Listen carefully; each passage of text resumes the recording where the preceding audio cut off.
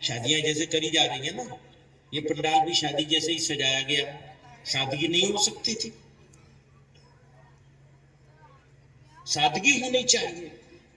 اگر جلسے میں سادگی نہیں ہوگی، تمہاری ہماری شادیوں میں، بچوں کی بچیوں کی شادیوں میں سادگی نہیں ہوگی، تو پھر مسلمانوں کی زندگی میں سادگی رہے گی کہاں سے؟ مسلمانوں کا تو امتیاز ہے، خصوصیت ہے سادگی. کون کون سی جگہیں ہیں جہاں ہم ثابت کر سکتے ہیں کہ ہماری قوم بحیثیت قوم کے سادہ قوم ہے؟ بتائیے کون کون سی جگہوں پہ ہم ثابت کرنے جائیں گے؟ کھانا سادہ ہونا چاہیے. اس کا مطلب یہ ہے کہ 2 آئٹم کر لو، 3 کر لو، 4 کر لو. دعوت میں کوئی سی بھی دعوت ہو، اب آپ نے 11 طرح کے آئٹم کر لیے تو سادگی رہ گئی؟ چلی گئی؟ چلی گئی نا. آپ نے پنڈال سجا لیا تو سادگی رہ گئی؟ چلی گئی؟ دیکھنے میں اچھا لگتا ہے، ہو سکتا ہے پیسہ بھی اتنا ہی لگا ہو جتنا سادہ رکھنے میں لگتا ہے. کئی مرتبہ ایسا ہوتا ہے مدرسے کا جلسہ ہو رہا ہے، قرآن کی نسبت سے ہو رہا ہے، تو پنڈال والے نے کہا اجی تم پیسہ جو چاہے دیتی ہو، میں اپنے حساب سے سجاؤں گا. یہ بھی ہو سکتا ہے، تو ضروری نہیں کہ انہی لوگوں نے کیا ہو جان بوجھ کر. میرے کہنے کا صرف اتنا سا مطلب ہے کہ بدلاؤ باہر سے نہیں آئے گا، بدلاؤ اندر سے آئے گا. اگر ہم نہیں بدلیں گے تو زمانہ کیوں بدلے گا؟ چلے تو ہیں ہم زمانے کو بدلنے کے لیے. ارادہ تو ہمارا یہ ہے کہ زمانہ بدل جائے، ہمارے ساتھ چلنے لگے، ہماری بات سمجھنے لگے، اور سمجھ کر ہماری بات ماننے لگے. یہی تو ہماری ذمہ داری ہے.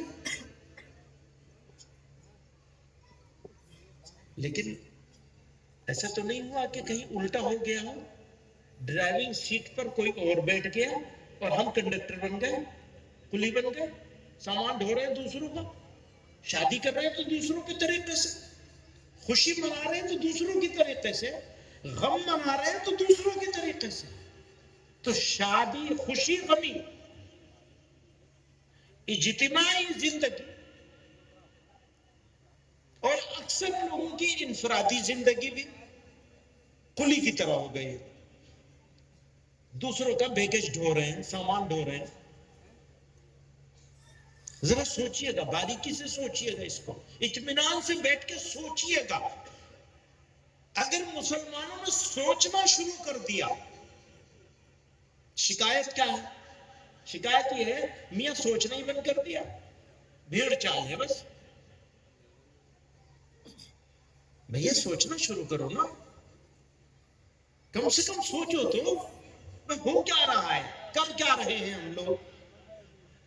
ہم سب لوگ، کوئی بری نہیں ہے اس سے، کوئی زیادہ کر رہا ہے، کوئی کم کر رہا ہے، پر ہے سارے مبتلا اس میں. اور امید یہ کرتے ہیں کہ ہم ایسے ہوں کہ لوگ ہماری طرف دیکھیں اور ہماری بات سنیں. کون سنے گا ہماری بات؟ کنڈکٹر کی بات کوئی سنتا ہے؟ کلی کی بات کوئی سنتا ہے؟ کلی کو تو بتاتا ہے یہاں سامان اٹھاؤ، وہاں پہنچا دو، کام تمہارا ختم، پیسہ پکڑو جاؤ. اور بھی بہت ساری مثالیں دی جا سکتی ہیں ان لوگوں کی جو فالوور بن گئے، راستے پہ، اپنے راستے پر چلنے والے. اپنا راستہ ہمارا کیا ہے؟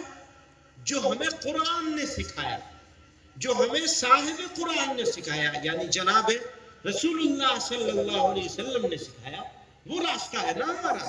اچھا، کوئی نئی چیز بنانے کی نہیں کہی جا رہی ہے، بات یہ ہو رہی ہے کہ جو بنا ہوا راستہ ہمیں معلوم ہے، اور ہمیں یہ بھی معلوم ہے کہ قوموں کو عزت اسی راستے سے ملتی ہے. میں ایک مثال دوں آپ کو.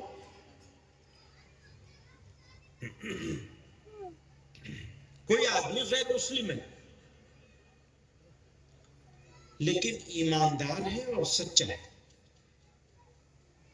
اور ساتھ میں متعصب بھی ہے بہت. ہمارے ساتھ تعصب کا معاملہ کرتا ہے لیکن ایماندار اور سچا ہے. تو ہم جب اپنی مجلسوں میں بیٹھتے ہیں یا کہیں اس کے بارے میں بات چل رہی ہوتی ہے تو سب کچھ کہنے کے بعد یہ ضرور کہتے ہیں بھئی بات کچھ بھی ہو ہے تو ایماندار آدمی ہے تو سچا آدمی. محلوں میں گاؤں میں ہر جگہ ابھی بھی ہر مذہب میں ایسے کچھ لوگ ہیں جو اچھے ایماندار ہیں شریف ہیں سچائی سے بات کرتے ہیں جھوٹ بولنے سے بچتے ہیں چاہے دو چار ہی ہو مسلمانوں میں بھی ہے غیر مسلموں میں بھی ہے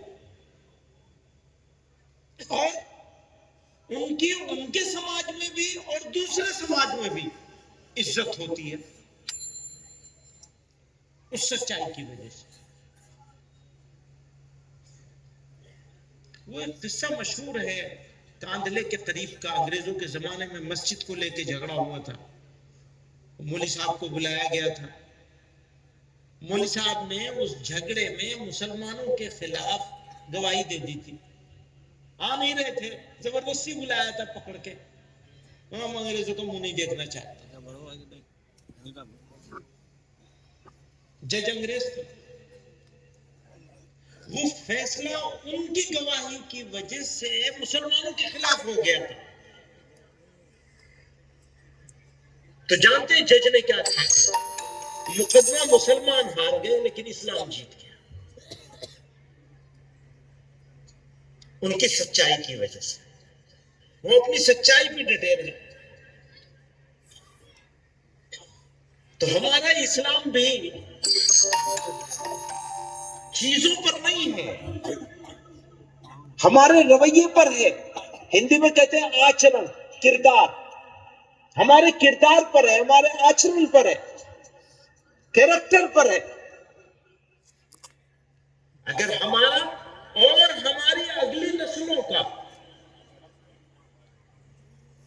ایمان اس طرح بچا ہے. ایمان کا مطلب کیا ہے؟ 5 چیزیں ہیں. کچھ چیزیں ہیں ان میں سے 5 میں بیان کرتا ہوں. اللہ کو ایک ماننا اور اللہ کو ایسا اللہ ماننا جیسا وہ ہے ساری طاقتوں کے ساتھ سارے اختیار کے ساتھ. میرا جو وقت ہے یہاں سے جانے کا مولانا جمال صاحب نے طے کیا تھا وہ 6:40 تھا اور اب 7 بج رہے ہیں. 6:40 پہ مجھے یہاں سے روانہ ہونا تھا.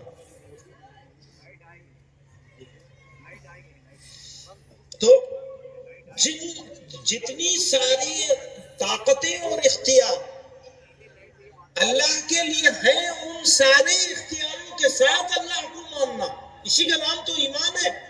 کچھ چیزیں ماننی پڑیں گی اور کچھ نہیں مان سکتے. یہ ہرگز نہیں مانا جا سکتا کہ اس کا کوئی ساجی اور شریک ہے اس کو کسی کی مدد کی ضرورت ہے. ساری قدرتیں ساری طاقتیں عزت ذلت موت حیات سب اس کے اختیار میں ہے اور وہ موجود ہے. وہ ہمیں دیکھتا ہے جانتا ہے ہماری حرکت کو.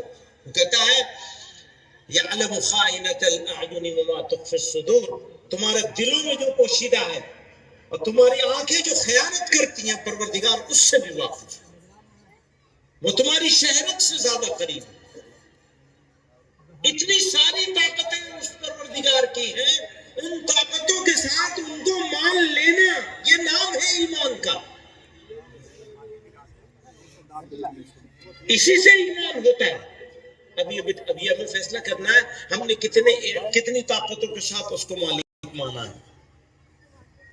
اگر ساری طاقتوں کے ساتھ اس کو مالک مان لیں اور اس کو ڈٹ جائیں تو گناہ ہوگا ہم سے؟ ہوگا نہیں. اور اگر ہو جائے گا تو فوراً توبہ کی توفیق ہوگی.